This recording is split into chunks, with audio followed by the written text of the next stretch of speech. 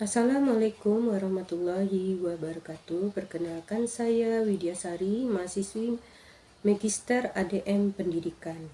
Baiklah, dalam kesempatan ini saya akan menjelaskan materi 5.1 Kemajuan Ilmu dan Krisis Kemanusiaan. Tujuan majunya ilmu dan teknologi untuk memudahkan pekerjaan, mensejahterakan dan memakmurkan manusia.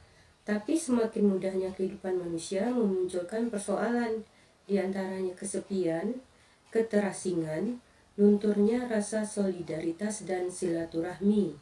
Kemajuan ilmu dan teknologi membuat manusia mampu merekayasa genetika yang menimbulkan persoalan dan kekhawatiran di kalangan etika dan agamawan, di mana hilangnya kebebasan manusia dalam memilih hak hidupnya dan hak untuk memiliki ciri khas, serta akan terjadi kekacauan yang luar biasa dalam hidup manusia.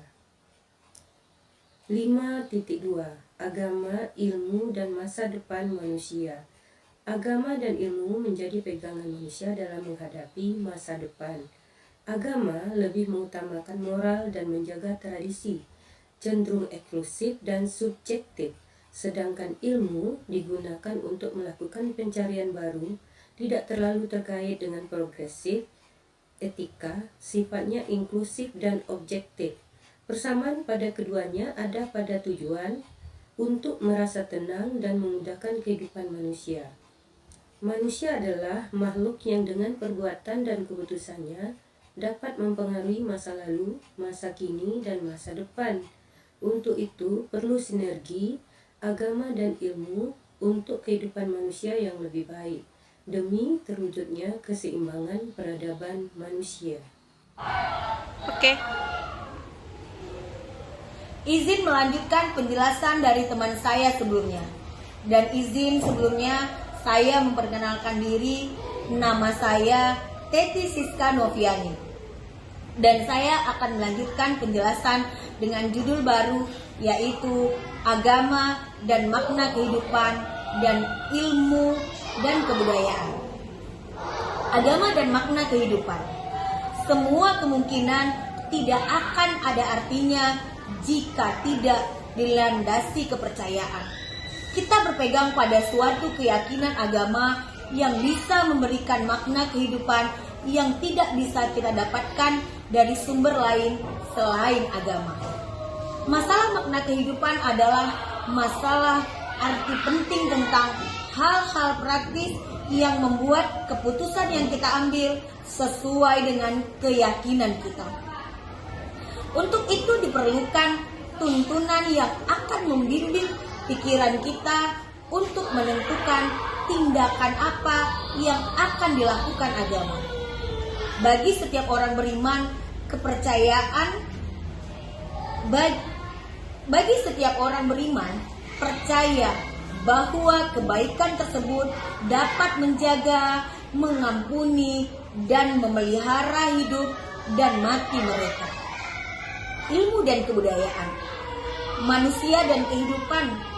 Kebudayaan ialah segenap kepercayaan, pengetahuan, moral, seni, hukum, adat, serta kemampuan dan kebiasaan lainnya yang didapatkan manusia sebagai anggota masyarakat. Segala materi yang dikandung dalam suatu kebudayaan didapatkan manusia dengan sadar melalui aktivitas belajar, ilmu dan pengembangan budaya nasional. Keduanya berkaitan. Di satu sisi, ilmu yang berkembang di lingkungan masyarakat bergantung pada kondisi adat istiadatnya. Di sisi lain, ilmu yang dikembangkan dapat memberikan pengaruh berjalannya adat istiadat. Oke, baik Bu, izin melanjutkan penjelasan dari teman saya sebelumnya. Dan sebelum izin memperkenalkan diri terlebih dahulu, nama saya Siti Alfatia, dan saya akan melanjutkan penjelasan dengan judul baru, yaitu Strategi Pengembangan Ilmu. Jadi, dalam strategi pengembangan ilmu ini terdapat dua pandangan besar tentang ilmu dalam kaitannya dengan nilai, yaitu ilmu bebas nilai atau value free dan ilmu tidak bebas nilai. Nah, ilmu bebas nilai ini apa? Ilmu bebas nilai ini adalah ilmu yang dianggap objektif dan sesuai fakta atau tidak dipengaruhi oleh agama, seperti fisika dan matematika, yang berdiri di atas hukum alam nih. Fisika dan matematika itu kan berdiri di atas hukum alam dan dia pasti. Ilmu dan sementara di seberangnya ilmu tidak bebas nilai adalah ilmu yang latar belakangnya keyakinan dan digunakan untuk kemaslahatan manusia. Seperti contohnya rekayasa genetika yang tetap dibatasi oleh norma, etika, dan juga hukum. Selanjutnya judul bagian baru yaitu pengembangan ilmu di Indonesia. Menurut Mustansyir 2000, dijelaskan bahwasanya sejumlah persyaratan yang mesti diperhatikan dalam pengembangan ilmu di Indonesia ialah sebagai berikut. Yang pertama, masyarakat ilmiah mampu menawar dengan perusahaan ataupun pemerintah.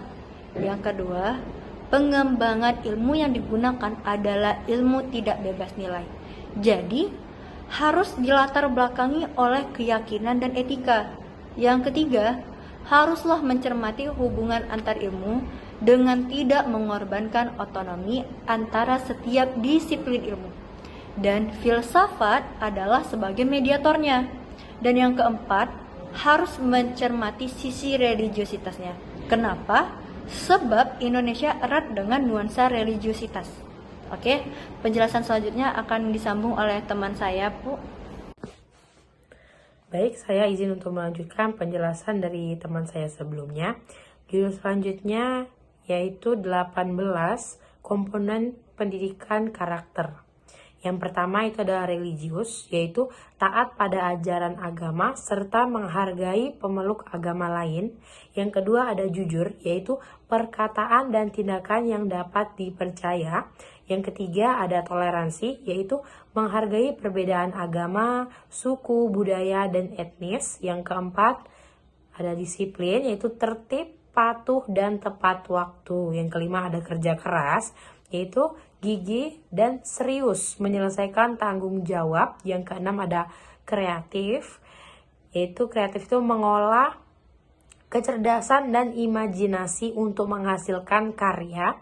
Yang ketujuh ada mandiri, yaitu percaya diri menyelesaikan tugas tanpa bergantung pada orang lain. Yang kedelapan ada demokratis, yaitu menjunjung kesetaraan hak dan kewajiban. Yang kesembilan ada rasa ingin tahu, yaitu keinginan besar untuk mencari informasi dan pengetahuan. Kemudian yang ke-10 ada semangat kebangsaan, yaitu mengutamakan kepentingan bangsa di atas kepentingan pribadi. Yang ke-11 yaitu ada cinta tanah air, yaitu rasa setia, peduli, dan menjaga bangsa atau negara. Yang ke-12 ada menghargai prestasi, yaitu memberi apresiasi terhadap pencapaian diri dan orang lain. Yang ke-13 ada bersahabat atau komunikatif, yaitu membangun kerjasama dan komunikasi yang baik. Yang ke-14 ada cinta damai, yaitu menjaga lingkungan tetap aman, tentram, dan jauh dari pertikaian. Yang ke-15 ada gemar membaca, yaitu memperluas wawasan melalui membaca berbagai bacaan. Yang ke-16 ada peduli lingkungan, yaitu menjaga kelestarian alam dan memperbaiki kerusakan lingkungan. Yang ke-17 ada peduli sosial, yaitu saling membantu karena manusia tidak bisa hidup sendiri. Yang terakhir ada tanggung jawab, itu yang ke-18 tadi, yaitu melaksanakan kewajiban serta siap menanggung resiko. Baik, demikianlah materi yang dapat kami sampaikan. Semoga bermanfaat dan bisa menambah wawasan kita semua. Saya ucapkan terima kasih untuk Bapak Ibu yang sudah melihat video kami. Kami sudahi. Wassalamualaikum warahmatullahi wabarakatuh.